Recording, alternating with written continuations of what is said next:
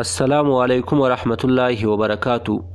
د بعضو حضراتو دا عقیده وي، خاص کر د زنانو، چې د مازدیګر لمانځه وروسته یا د ماښام لمانځه وروسته جھاړو لګول، جارو وهل دا په کور کې خیر و برکت ختموي. دا خبره بالکل بې اصله او غلطه عقیده ده. د دې اصلاح کول پکار دي. دومره ضعیفه او کمزوره عقیده نه دي ساتل پکار.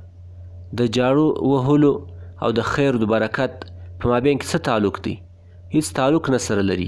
په اسلام کې د دارنګه عقیدې منع راغلی ده. ابن عمر رضی الله عنه څخه روایت دی چې نبی کریم صلی الله علیه وسلم وفرمایل چې لا عدوه ولا طیرة ولا هامه ولا سفر. صحیح البخاري صفحه 850 جز نمبر 2 کې. دغه رنګه آب کې مسائل په دې کې صفحه 533 جلد نمبر 2 کې.